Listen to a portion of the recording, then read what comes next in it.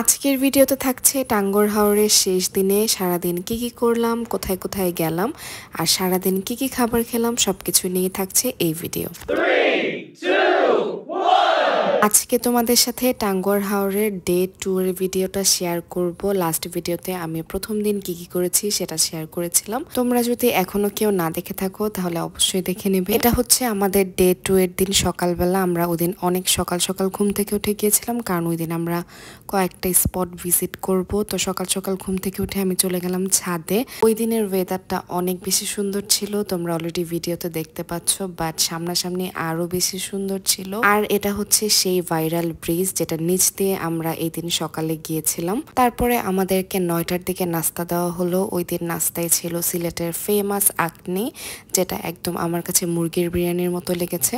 আর ওই দিন আমরা একদম ছাদে বসে সবাই মিলে ব্রেকফাস্ট করেছি, কারণ ওই দিনের ওয়েদারটা অনেক বেশি সুন্দর ছিল। আমরা সবাই নাস্তা করে চলে গিয়েছিলাম রেডি হতে, কারণ আমাদের ফার্স্ট স্টপ ছিল শিমুল বাগান। তো এখানে আমরা রেডি হয়ে নেমে দেখে এত পরিমাণ রোদ ছিল এখানে। বোট থেকে নামার পর আমাদের প্রায় 10 মিনিটের হাঁটার ডিস্টেন্স ছিল শিমুল বাগান যেতে। আমরা প্রথমে জানতাম না যে এখানে আমরা অটো দিয়েও আসতে পারতাম। সকাল সকাল এই রোদের মধ্যে 10 মিনিট হেঁটে আমরা সবাই অনেক বেশি টায়ার্ড হয়ে গিয়েছিলাম। বাট এখানে আসার পরে আমরা 50 টাকা দিয়ে টিকিট কেটে ঢুকে পড়লাম শিমুল বাগানে। আর ঢুকে দেখলাম অনেকগুলা শিমুল গাছ, কিন্তু গাছে ফুল নেই, কারণ এটা হচ্ছে শীতের দিনে ফুল হয়। তো এখানে ঢুকিয়ে দেখলাম অনেকগুলা ঘোড়া ছিল। তো যাওয়ার পরপরই আমরা মাথায় পরার জন্য ফুল খুঁজছিলাম, কারণ ভিডিওতে দেখতাম সবাই এখানে আসলে মাথায় ফুল পরে। তো এখানে আমরা খুঁজতে খুঁজতে একটা ফুলওয়ালা পেলাম। তারপর এখান থেকে আমরা 3 জনে ফুল পরে অনেকক্ষণ ছবি তুললাম। আর এই দিনের ছবিগুলো অনেক সুন্দর আসছিল, কারণ আমরা সবাই কালারফুল ড্রেস পরেছিলাম।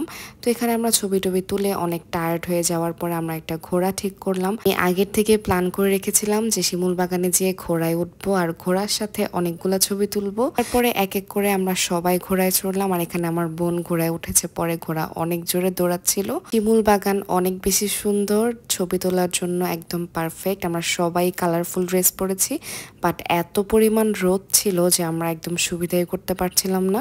তারপর কিছুক্ষণ শিমুল বাগানে থেকে আমরা চলে আসছিলাম আবার বোটে। আসার সময় আমরা অটো নিয়ে এসেছিলাম যাতে আর টায়ার্ড না হয়ে যায়। পরে বোটে এসে আমরা সবাই আবার ছবি তুললাম। আর এখানে আমার বোন এত পরিমাণ ছবি তোলে, আমার আর মিনহার থেকেও অনেক বেশি ছবি ছিল এই ট্রিপে আমার এই বোনের। তারপরে এখানে এই পানিগুলা এত বেশি ক্লিয়ার ছিল, একদম সেন্ট মার্টিনের মতো লাগছিল। এই জায়গার পানিগুলো একদম গ্রিন কালার ছিল। তারপর আমি বোটে যেয়ে অনেকগুলা স্ন্যাক্স খেলাম, কারণ আব্বু অনেক কিছু কিনে দিয়েছিল, কিছুই খাওয়া হয়নি, এগুলা প্যাক করে আর আনতে চাচ্ছিলাম না। তো এখানে সবাই মিলে একসাথে খেলাম। তারপর আমাদের পরবর্তী স্পট ছিল বারিকাটিলা।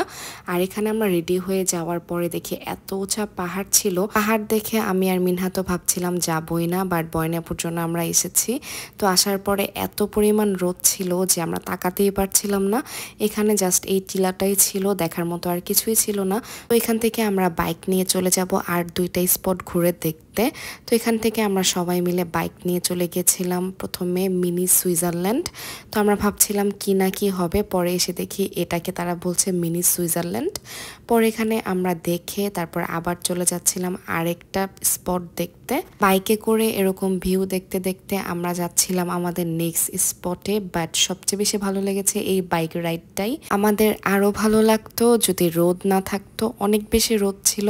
পরে আমরা গিয়েছিলাম রাজাইছড়া ঝর্ণা দেখতে। তো যাওয়ার পথে এখানে 2টা ছেলে এরকম পটাশ বানাচ্ছিল, এটাকে ওরা পটাশ বলে। এত বেশি সাউন্ড হয়, একদম গুলির মতো সাউন্ড হয় আর অনেক বেশি স্পিড থাকে। এটাই হচ্ছে রাজাইছড়া ঝর্ণা, একদম ছোট্ট একটা ঝর্ণা আর অনেক সুন্দর সাউন্ড হচ্ছিল।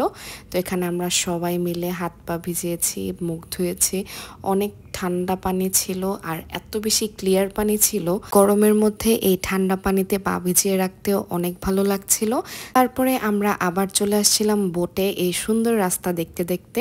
আমাদের লাস্ট স্টপ ছিল জাদুকাটা নদী, আর এটাই হচ্ছে জাদুকাটা নদী। এখানে আমরা সবাই মিলে গোসল করেছিলাম। ওই দিনের তেমন কোনো ক্লিপই নাই আর, কারণ সবাই আমরা ফোন রেখে জাস্ট পানিতে নেমেছিলাম। আর বেশিক্ষণ ছিলামও না, কারণ অনেক বেশি ডিপ ছিল আর অনেক স্রোত ছিল। এজন্য আমরা কোনো রকম গোসল করে চলে আসছিলাম আবার এখানে লাঞ্চ করতে। এটাই হচ্ছে আমাদের লাস্ট লাঞ্চ ওই দিনের লাঞ্চে ছিল ভাত, মুরগির রোস্ট, আলু ভর্তা আর শুটকি ভুনা। তারপরে লাঞ্চ করে ডেজার্টে খেলাম কেক। খাওয়ার পরে লাস্ট একবার ছাদে উঠে এই ভিউটা দেখছিলাম, অনেক সুন্দর ভিউ। আর লাস্ট মোমেন্টে এখানে বৃষ্টিও হচ্ছিল। প্রায় 5টার দিকে আমরা চলে আসছিলাম আমাদের সেই ঘাটে, যে ঘাট থেকে আমরা এই বোটে উঠেছিলাম। বোটে যারা যারা ছিল সবাই অনেক বেশি ফ্রেন্ডলি ছিল, এই মামাগুলা অনেক ভালো ছিল। সবাইকে বাই বাই বলে আমরা চলে আসছিলাম এই কাউন্টারে।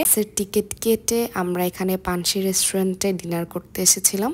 তো ডিনারে খেয়েছিলাম গ্রিল আর নান। খাওয়া দাওয়ার পরে বাস চলে আসছিল আমাদের। তারপর এখানে লেগুনায় উঠে আমাদের বাসের এখানে ড্রপ করা হয়েছিল।